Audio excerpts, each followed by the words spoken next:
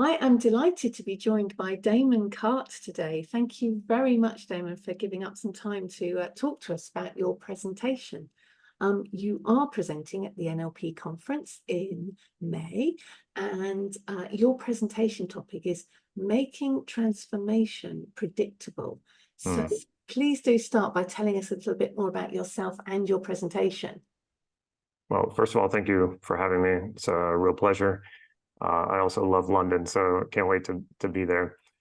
My journey starts in NLP back in college. I was introduced to it, didn't really understand it, but I had a very powerful experience with it when I was suffering from depression. And a professor of mine in one session walked me through a process, and I'd been suffering from depression for months, and suddenly in one session it was gone. Wow. And that just blew my mind. I was like, okay, one of these days I'm going to have to learn this. And then fast forward several years, I'm living in Santa Cruz, where NLP was created. Didn't know that when I was en route to move there, I didn't know that that's where it was created. En route to move there, when I did discover that that's where it was created, I thought, okay, I'm going to learn NLP someday. I'm on the track now. And then I found myself falling into another depression. And I went through traditional therapy and it took me a year to come out of that depression. And one of the things I realized was I need to take agency over my mental health and treat it as one would treat their physical health. Like, it's something I need to work on. Some people don't seem to have to work on their mental health, just like some people don't have to work on their physical health as much. Some people are just in a better disposition for whatever reason that is. But I realized I've got to make an effort in this. And the best way that I can think possible to do that is to learn NLP. I'd already seen how amazing it was. So I started using NLP at that point, and I was trying to fix the problems in my life. I wasn't trying to be a teacher. I wasn't trying to be a coach. And along the way, I just absolutely fell in love with it. And I thought, wow, okay, maybe I should give this a try. Maybe I should try coaching, and maybe I should try teaching. And as soon as I did that, it was like, fitting my hand into a perfect glove. It just worked. So that began my journey, and years passed. So I also had an amazing opportunity when I met Steve Andreas to be mentored by him. And he taught me the self-concept model, which absolutely changed my life. It changed my coaching. I decided that was the main thing that I was going to teach from that point on, because I couldn't think of anything more powerful than transforming at the identity level. So, we can solve a lot of problems that are sort of context specific, but the one thing that you take with you everywhere you go is you. And so when you transform, then it doesn't matter where you are, at what time in your life it is, you are that. And that makes you, that takes with you the qualities about you that you value. And because you believe you are them, it becomes a self-fulfilling prophecy. And so because you believe it, you continue to act in alignment with it.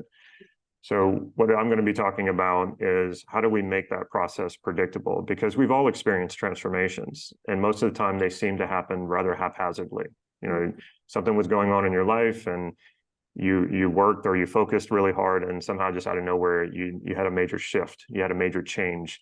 Yeah. And then from that point forward, life was never quite the same again. And as much as when I had those experiences before I learned the self-concept model, I tried to have those experiences again and again and make that predictable, it always seemed to elude me. So when I learned the self-concept model, it was the first realization that I had that what Steve Andreas had created was a model to create predictable transformations. And upon realizing that, I was actually rather overwhelmed and felt like a kid in a candy store. Like I could just walk in, and just grab whatever qualities I value off the shelf.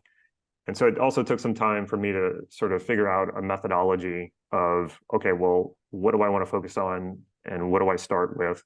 And I even went to Steve and I said, okay, so like I can just go after any quality that I want. And he was like, yeah, pretty much. And I said, okay, well, where do I even start? And he goes, Damon, you're going to have to figure that out for yourself. And it was interesting too, around that time, I was interested in Connie Ray Andreas's core transformation. And I was actually interested in asking Steve if he could introduce me to his son, because I knew his son taught Mark.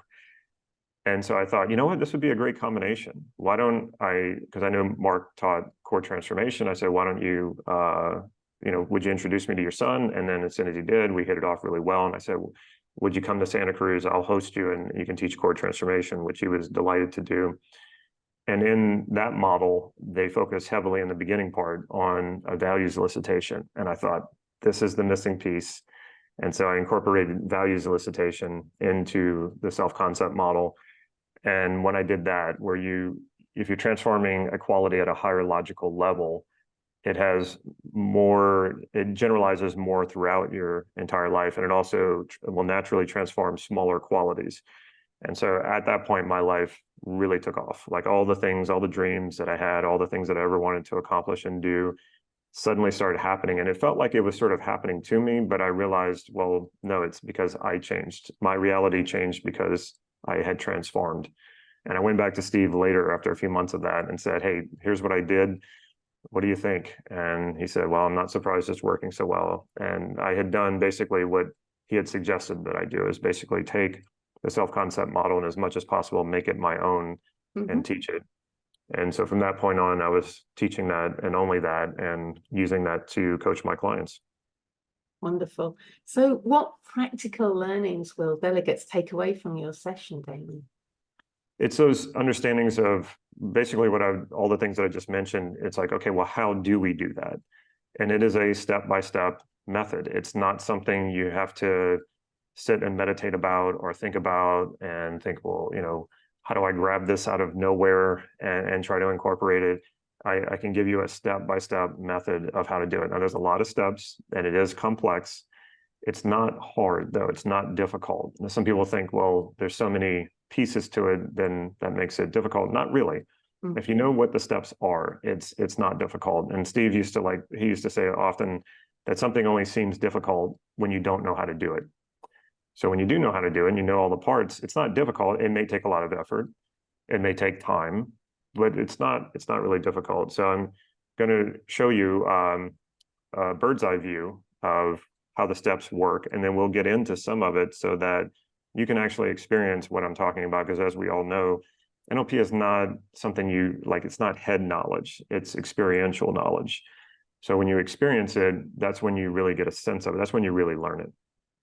Wonderful. That sounds really exciting. So is there anything that delegates can do beforehand so that they get a deeper experience during your session? That's a good question. I put a lot of this online in my YouTube videos, things like values elicitation, parts integration. I've done demonstrations of the model.